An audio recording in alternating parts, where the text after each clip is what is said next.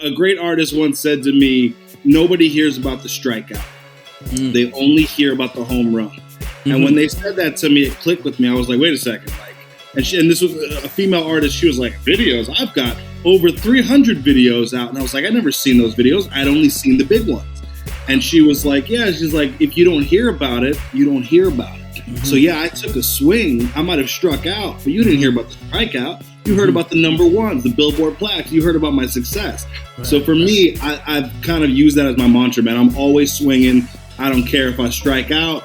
You know, obviously I hit the home run with this number one Billboard hit song. You know what I mean? Like, but that's a consistent method of just swinging every day.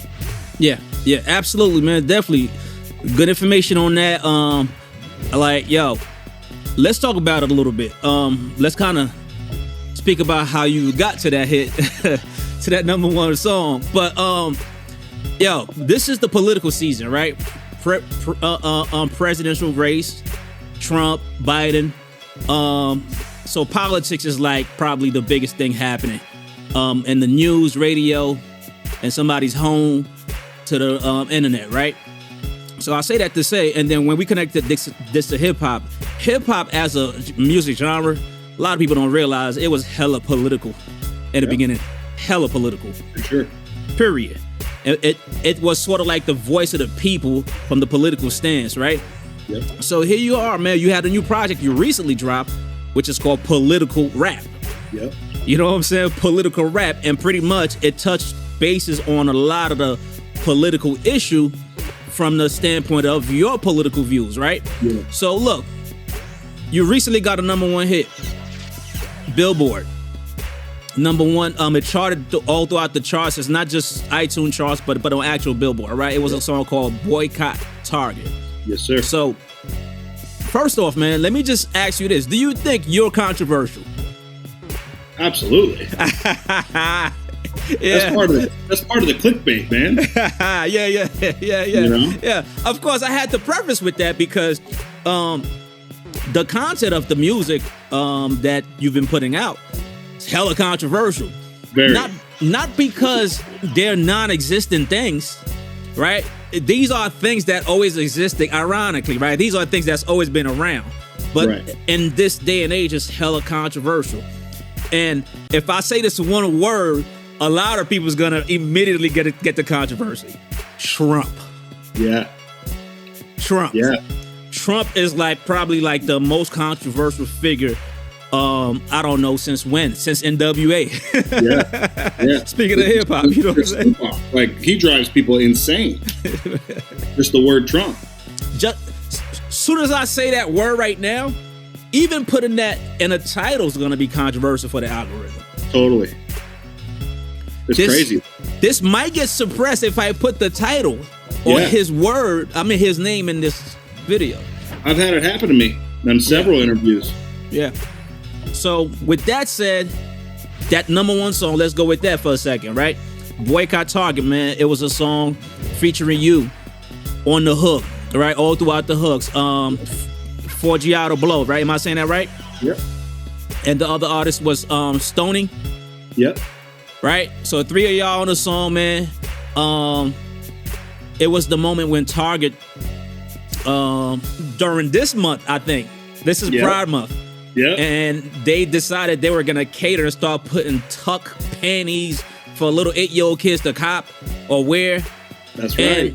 And you know what's funny? Let's remove Trump out of the equation. I think a lot of people wasn't feeling that no matter what their political view was, right? Amen. That's why the song did so well.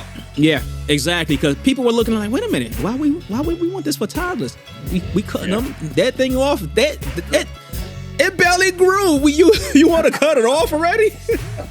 You know what I'm saying? So so with that said, y'all took that opportunity, man, to address that, put it in a song, and it weren't just you guys, but a lot of people was like, hold on, we gotta boycott this. We can't shop in a place that's targeting little children to tuck their stuff in. But clearly it was more so about promoting the ideology.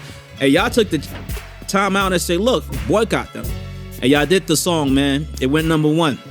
It didn't just go number one, but it was a headline of like every major news outlet to the local ones. And I remember seeing it. In fact, I didn't even, I was aware of the song before I heard it because of the news. Wow. You know what I'm saying? It was on the news all over the place. I'm like, that's the homie Nick. You know what I'm saying? When I see it, and it was, I said, all right, check the song out. And I see what it was about. I'm like, look, this ain't even political to me. Amen. This is not political. This is somebody, this is somebody standing up for what is right, because I don't think no children should be involved in that kind of stuff. This is a free country. People can do what they want, right? Any adult. But when it was thing that's targeting kids, it was hella like, yo, wait a minute. So anyway, man, but look, let me ask you something. Other than the obvious, right? Having the same reaction to see what Target was doing, how did it come about for y'all to get together on that song? Were y'all already in the process of working together? Yeah, so me and Forgiato had a few songs that we had worked on previously, and he gave me a call and he was like, look, I want you to fly out to Miami, Florida, which is where he's at, and work on a few songs. Not anything political, really. A completely different type of project. And we were working on that project, and I'm in the studio and I'm looking at him like, hey man, I'm here. You know what I mean? Let's get some work and let's do something that the people really want to hear. And, the Target thing was happening, and I was like, we should call Boycott Target and kind of aim, at this whole thing that's happening right now and see if it gets any traction. And God's time is the best time, man, because I literally, I've been in the game since 2011. I never had a number one writing or producing for an artist. I never had a number one for myself. And God made my first hit song be an explosion. It was insane. You know what I mean? Time Magazine, People, Fox News, CNN, all of them. CNN, you name it. And it was just like, I just had to be so grateful, man. I still am. It was just the proof of God, in my opinion, because I've been working so hard so long, but he chose this message, in my opinion, to be the one that introduced me to the world. Mm-hmm. You know what I mean? Because I've had a lot of other songs that I wasn't really that proud of. Songs where I'm like, talking, degrading women and drinking and smoking. Up, right? You know what I mean? And he was like, nah, he's like, that's not the one I want to introduce you to the world to. The one I want to introduce you to the world to is about protecting kids, and it happened. And I'm grateful, man. It was a blessing. Unseen.